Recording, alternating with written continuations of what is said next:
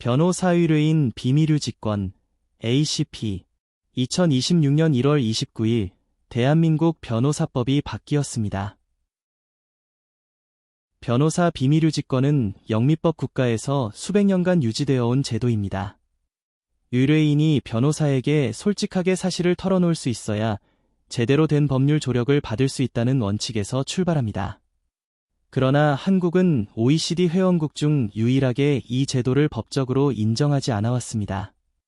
2025년 11월 한미 공동 설명자료에서 우리 정부가 비밀유 직권 도입을 약속한 데 이어 2026년 1월 29일 드디어 변호사법 개정안이 국회 본회의를 통과했습니다. 개정 변호사법 제26조의 2는 법률 자문 목적으로 이루어진 비밀 의사교환 내용 전체를 보호합니다. 구체적으로는 이메일과 카카오톡, 텔레그램 등 메신저를 통한 법률 상담 내용이 포함됩니다. 대면 상담과 전화 통화 내용도 마찬가지입니다.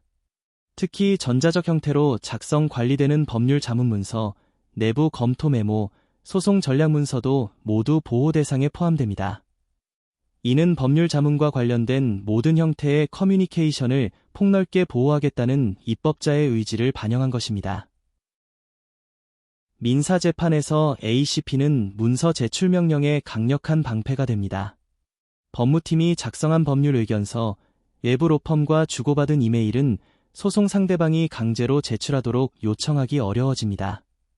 다만 이번 개정안은 형사 절차를 중심으로 설계되어 있어 민사 문서 제출 명령에 대한 직접 적용 여부는 향후 판례를 통해 구체화될 예정입니다. 기업 인수합병, 공정위 조사, 세무소송 등 민사 영역에서도 선제적 ACP 관리체계 구축이 필수입니다. 형사 영역에서의 변화는 더욱 즉각적입니다. 수사기관의 법률 자문 문서, 압수수색이 원칙적으로 금지됩니다. 검찰 수사나 공정거래위원회 조사에서도 변호사와 나눈 법률 자문 내용은 강제 제출 대상이 되지 않습니다. 만약 ACP를 위반하여 수집된 자료는 이법 수집 증거로 증거 능력이 배제될 가능성이 높습니다.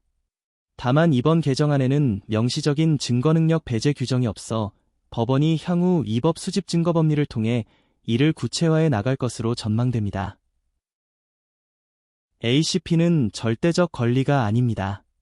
변호사와 의뢰인이 공범 관계에 있는 경우, 의뢰인의 위법 행위에 변호사가 관여한 경우, 또는 의뢰인이 법률 자문 내용을 위법 행위에 사용하려 한 경우에는 예외적으로 공개가 허용됩니다.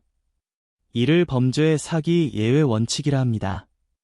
또한 중대한 공익상 필요가 있는 경우에도 예외가 인정됩니다.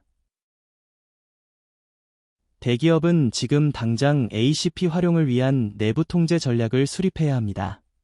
첫째, 법무 문서 관리 체계를 정비하세요. 법무팀 이메일과 일반 업무 이메일을 물리적으로 분리하고 법률 자문 목적임을 명확히 표시해야 합니다.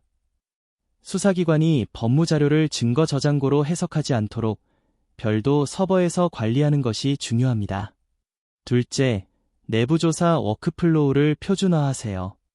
컴플라이언스 보고서와 리스크 검토 메모가 ACP 보호를 받도록 표준 질의 템플릿과 워크플로우를 구축해야 합니다.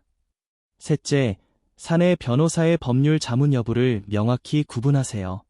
경영 판단과 법률 자문을 명확히 분리해야 ACP가 적용됩니다. 넷째, 임직원 교육을 정기적으로 실시하세요. ACP 보호 요건과 적용 범위에 대한 가이드라인을 전 임직원에게 배포하는 것이 필요합니다. 변호사 의뢰인 비밀유 직권 ACP 공포 후 1년 뒤 시행될 이 제도는 대한민국 법률 환경을 근본적으로 변화시킬 것입니다. 기업과 개인 모두 지금부터 준비가 필요합니다.